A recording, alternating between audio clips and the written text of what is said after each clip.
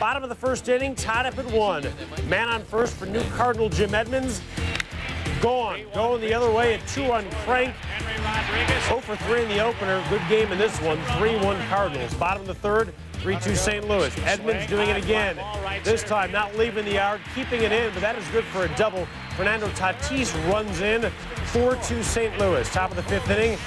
4-2 Cards still. Ainken getting some more defensive help. And Hungary. Tatis. Toward third. Getting Damon Buford. Cards winning. Your final score is 10-4. Cards are doing just fine without McGuire in the lineup, although he expects to play on Thursday.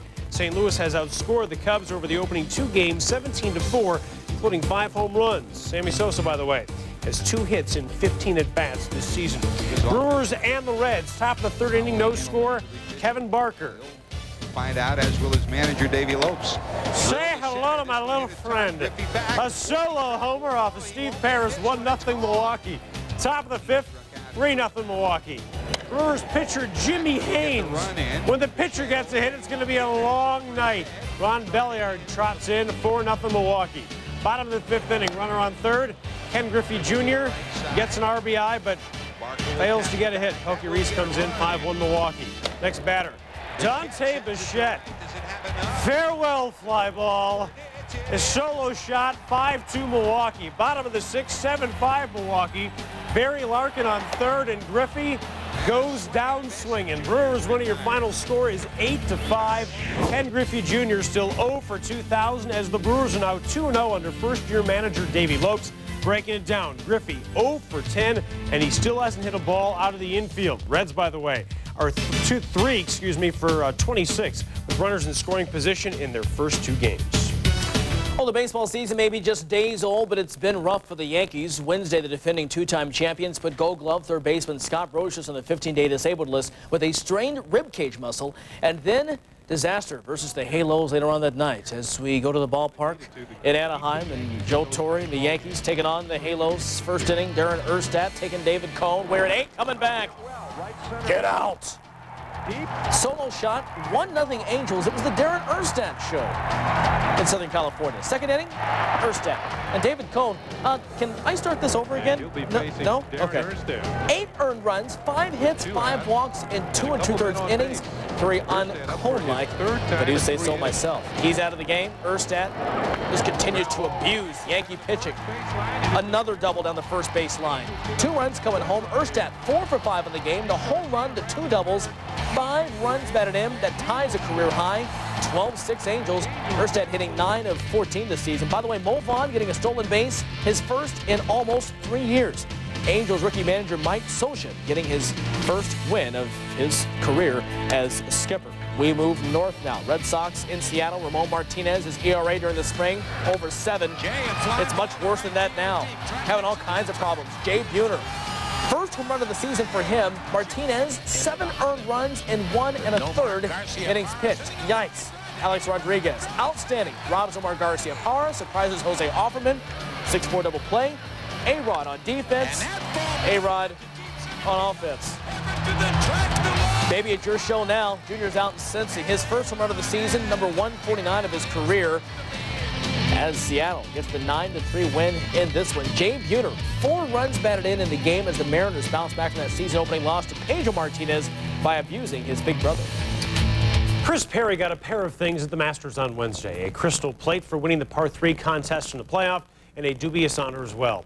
None of the previous 40 winners of the contest has ever gone on to win the Masters. To Augusta National, where everybody pays, but hey, kids getting free. Here's the shot of the day. Notah Begay, 9th hole. I'm a very good driver. Very good driver. Come on back. Hitting the hill and going for a stroll. And you are looking at a hole-in-one. Then Tiger getting it done. Get ready for Thursday's opening round. That's good for a birdie. Former champ Gary Player looking good. His approach shot, pretty good. Will be paired with Jack Nicklaus and Arnold Palmer in Thursday's opening round. A group that has 13 green jackets between them. I think we're both tired. All of us are tired of looking at each other, you know. No, we'll enjoy it. We always have a good time. It makes it very special now, seeing that none of us have a chance of winning. You can go out and have a lot more fun. We have it several times a year. Every time we go to a tournament, it's, you know, they pair us together and they say, oh, we've got a special pairing this week. Yeah, but we played it last week and the week before, the week before that, and the week before that. All right, still to come on the show, all eyes will be on Tiger Woods for the opening round, but don't forget to check out one of his playing partners. We'll have a report on him a little bit later on in the show. Also coming up, the Big Cat bouncing back in a big way. The comeback of Andres Galarraga continues. Win until you see what he did against the Rockies on Wednesday. Plus, when this leaf fell to the ice, some thought he'd never see again. We'll see what he thinks. CNNSI's coverage of the Masters is brought to you by Delphi Automotive System, driving tomorrow's technology. You may know Delphi Automotive Systems is in your car. Happy anniversary. Honey? But how would you like a glimpse of what we're developing for tomorrow? Take a look at our advanced safety technologies that'll help protect your loved ones. And we're also designing collision warning systems to help you avoid accidents in the future. Have a nice evening. Delphi Automotive Systems, driving tomorrow's technology. Are you gonna stay out here all night? I don't even know why I bother. Do you want to go home? You don't pay attention to what I say. You're not even listening now, are you? No, what are you doing? No, no, don't! Oh, you are in so much trouble! Bad dog! No! Mother of pearl! People do some strange things to cars. That's why there's Carfax. We'll give you the real history of any used car. Get a Carfax report from your dealer or at Carfax.com.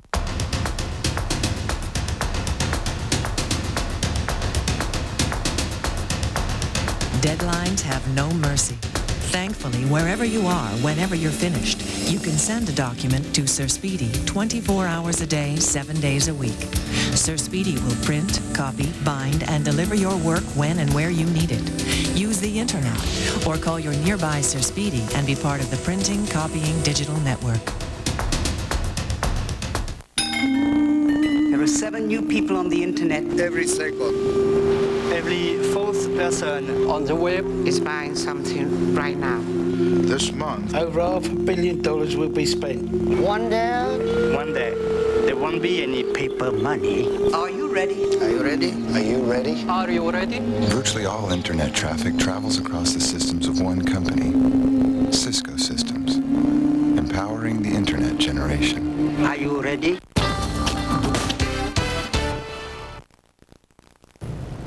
No crack in Tony Gwynn's elbow, still no crack of the bat either for the perennial hit champion. The ageless Padre outfielder had a second set of x-rays taken on his right elbow, which was hit by a pitch in Monday's opener.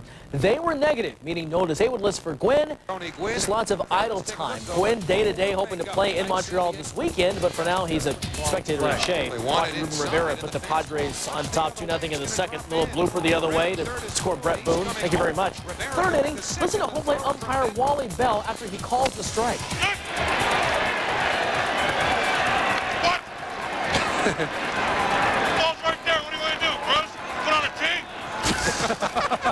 T-ball, that works. Men in Blue, a sense of humor. That's pretty good. In other words, shut up, guys. Got a fastball. Gonna shut up. Nice pick. Ricky Henderson. Brian to Klesko beats him out, and the fans in New York are... Woody Williams pitched. Yeah, you get the idea. You talk too much. You know, Woody Williams talks like someone who never pitched for Toronto. He said he couldn't believe how cold it was in New York. 4-0 Padres. Williams heating up the 41-degree day with 6 shutout innings. He's now 6-0 in his last 6 starts. The Mets, by the way, hitting just 185 as a team. Atlanta hosting the Rockies, and Andrew Jones receiving his 1999 Gold Glove, but no one told him that you don't wear it in the field. Tom Goodwin, line shot. Andrew still going back. Clank. Over the shoulder and off his glove. Jones, okay, the Gold Glove goes on the mantle. You put the leather glove on. Yeah, that's what you do. Tom Goodwin. 2-run inside the park home run, and why not 4-2 Rockies. 6-4 count, 5th inning. Walt Weiss into the right field gap with 2 on, 2 out. Darren Bragg getting it done in right field in place of Larry Walker, who missed a game again. Gilby Olvera chasing the Mike Lansing foul, and watch this catch. Somehow avoiding the big cat. Andres Galarraga says, you take that, I'll take this. Bottom of the 6th, 3-run, 2-out home run, his 2nd on the year. The 7-6 Braves lead. And for Galarraga, the curtain call, his 2nd home run in 3 games. Kerry Ligtenberg coming out. Missed all of 1999 after surgery and gets the ground out by Mike Lansing to end the game. 9-6 Braves on comeback night. You know, Senator McCain should have announced a comeback on this night. Would have done us some good, maybe. Galarraga and Ligtenberg, the big stories. Ligtenberg, the perfect 9th inning as he gets the save in his first appearance since the 1998 playoffs. His eyes are checked on a weekly basis, but maybe he should have his head checked as well. Toronto defenseman Brian Berard, who is blind in his right eye right now, says he will not wear a visor if he winds up returning to the NHL. Doctors say they're not sure if he'll regain his eyesight, and the NHL bars players who can only see out of one eye. Berard spoke to the media for the first time on Wednesday since he was accidentally hit in the eye with a stick by Ottawa's Marian Hossa on March 11th. My life's hockey, and it is a tough time for me right now because I don't know if I'll be able to get back on the ice, but I believe that I will. I believe that I will see out of this eye and you know, get back on that ice. It was an accident. I mean, you know, it was one of those things where I was in front of the net and, you know, he swung the stick, and you know, it's part of the game. I mean, high sticks happen every day, and it was one of those things where, you know, it was just it's a tough spot for him and for me with the type of injury that happened. But, you know, I don't blame him in any way. The Canucks welcoming Donald Brashear back to the ice for the first time since he suffered a concussion at the end of Marty McSorley's stick. He came in just 90 seconds into the game. That incident 20 weeks and 20 or 6 weeks and 20 games ago. 1-1 tie though, Kings and Canucks, but Brashear happy to be back. It's a tough game out there. They're playing well defensively. It's pretty tight out there. It's frustrating because we needed it bad, but I mean, at the same time, we did what we had to do to try to win the game, and unfortunately, things didn't turn the way we wanted. All right, back to the ice. The Flames and the Blues. Second period, 3-2 St. Louis. Blues turn it over. Mark Savard capitalizes his 2nd goal of the game. 3rd period now tied at 3. Savard taking the pass from Jerome Iginla, and you are looking at a hat trick. 4-3 Flames. Now the game tied at 4. Breakaway going to Pierre Turgeon. Sneaky Pete getting behind the defense, making the Flames pay. 26th goal of the year, 5-4 Blues. After Savard scores his 4th goal of the game and tied at 5, Turgeon can't get it to go, but Scott Pellerin can, and that is your game winner. Blues get the President's Trophy for the most points in hockey. They go on to win. Your final score, 6-5.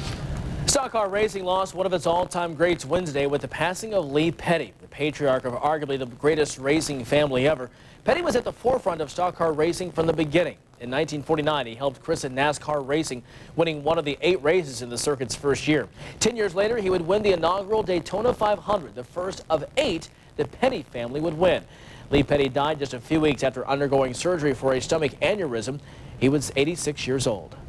The Petty family is tops in the sport. 263 wins, 10 overall drivers' championships between 3 generations, and a 4th generation, Adam, still getting his feet wet after getting his first Winston Cup start this past Sunday.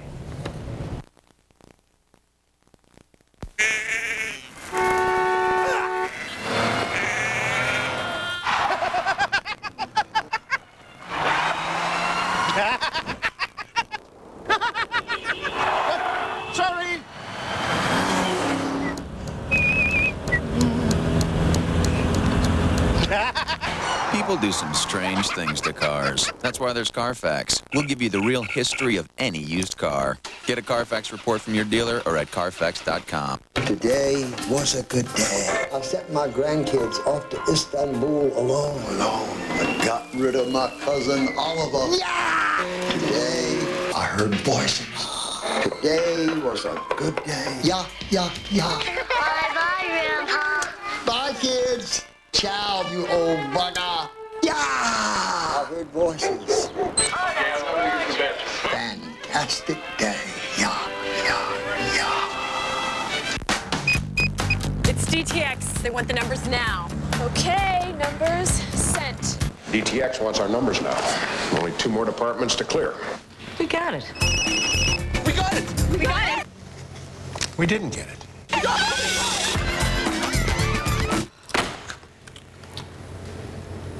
This is the wireless workplace, and Aether drives it. What's up with this? I thought we could use a bigger office. Aether, wireless solutions for a portable planet. Come on, boy. You want to wrestle with Daddy? They go at this every weekend. I guess it's a guy thing. Come on, Duke. I sure hope you have a good dental plan. Yeah. We've got Delta. Huh? We've got Delta Dental. No one protects you like Delta Dental. We keep you smiling. Begonias look good. Thanks. Steve Young's agent Lee Steinberg has told the San Francisco Chronicle that his client is interested in returning to the 49ers for his 16th NFL season. Young is still on his round-the-world honeymoon, and Steinberg says when the quarterback does return, they will sit down with the Niners to see where he fits in their plans. The Chronicle says Young's long-term health would not be in jeopardy if he returns to action based on his latest medical reviews. Other NFL news, the Vikings have brought on quarterback Bubby Brister to back up last year's top draft pick Dante Culpepper, who will now be the starter. That leaves Jeff George, the odd man out of Minnesota. He should soon hook up with the Redskins. The Colts signing wide receiver Marvin Harrison to a 4-year extension. And in hockey, Brendan Shanahan, the all-star left winger, getting a contract extension worth 4 years. All right, to the NBA, the Kings and the Spurs. Terry Porter, Tim Duncan working the pick and roll, and Duncan finishing the job. Scores 28 points. More Spurs. Porter for 3, finishing with 11.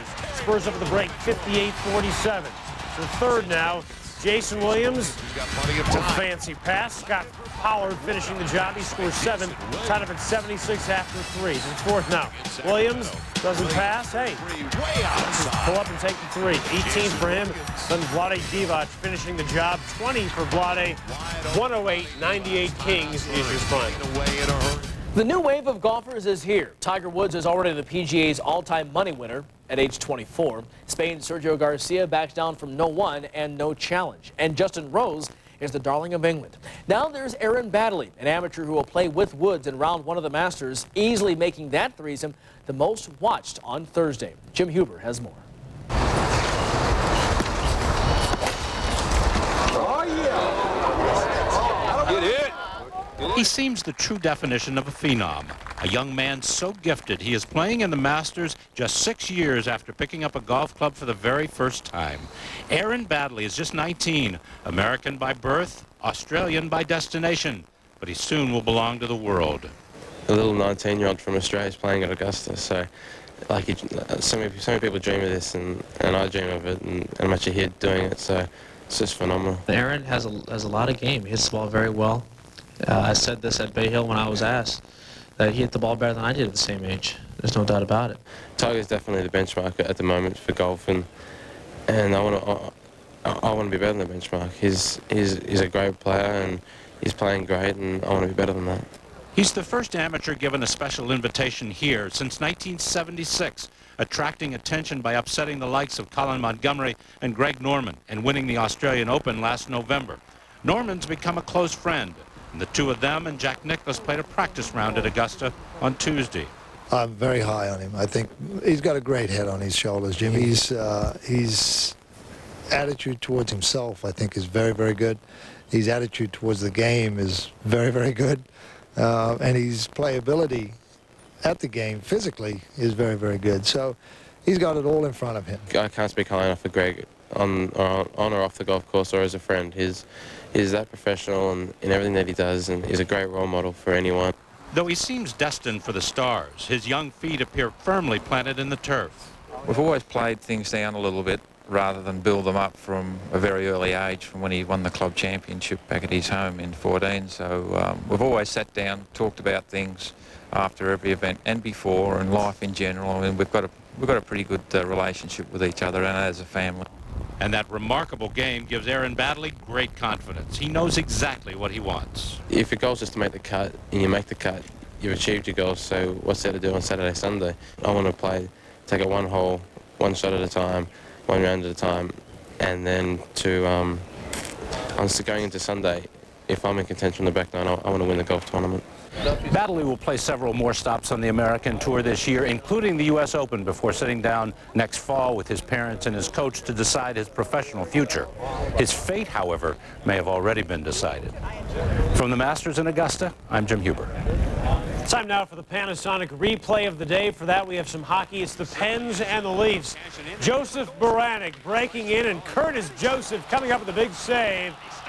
Show it to you again. That's why it's the replay of the day. And Joseph says, stick this. Now here's Sundin scrambling back on the right side. Olga's going to take the Panasonic replay of the day is brought to you by the Panasonic Palm Theater Portable DVD Player, the world's first portable DVD theater, made possible by Panasonic. Just a bit of magic. Oh, you gotta see it. Slightly unexpected. Perfectly perfected. Ahead of your head, I said. Our stuff is what dreams are made of. Time to bring it on home. DVD, made possible by Panasonic. Just slightly ahead of our time. Oh, just a bit of magic.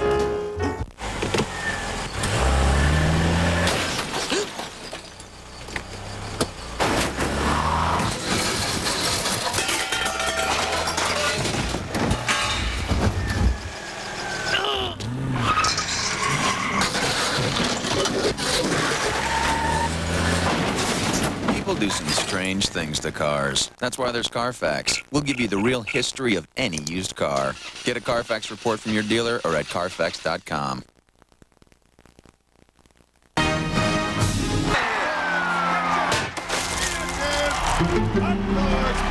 Back to baseball. Indians and the Orioles. Chuck Finley making his first start for the Tribe. Doesn't look good right there. Former Indian Albert Bell, a 3-run homer. This is CNN. This is a CNN live event. Hello and welcome to this CNN special report. I'm Juanita Phillips in London. We're bringing you some live pictures now from the Moscow Space Center. 2 Russian cosmonauts are just a minute or so away from docking their Soyuz rocket with the Mir space station. They're there to bring the aging space station back to life for commercial use, including possible use as a tourist destination. Our Mike Hanna is following the story from Moscow and he joins us now. Hi Mike, what's happening? Hello Anita, well you're looking now at live pictures of the Mir space station. These pictures coming to us from the Soyuz TM-30 space capsule, which is being piloted by 2 cosmonauts. They're now within some 30 meters of the station itself. The docking procedure has been underway for a while. In the last 2 days since the launch, they've had to fire the engines a couple of times to get into the same orbit as the Mir, and then gingerly inch closer to actually complete the docking. It's a very precise process. We understand that it is on autopilot at the moment. However, there have been manual dockings before on Mir, and the 2 cosmonauts aboard certainly are standing by to take over at the last moment should it become necessary. You can see in the middle of the screen the line, the 2 lines intersecting there, now pointing almost directly on the docking point of the Mir spacecraft. Mir has been up here some 240 miles above the Earth's surface for 14 years. That's over 400 kilometers. 8 months ago, the last cosmonauts and astronauts left it. It was going to be mothballed effectively. Then it was going to be brought down to Earth, its usefulness at an end. But this has now changed. And this is billed as the first private sector manned space mission. The primary company is Energia, which is a Russian company which owns 60% of a new company that's been formed called Mirkor. And Mirkor is comprised of independent commercial investors who poured some $20 million into the project for this particular exercise. They hope that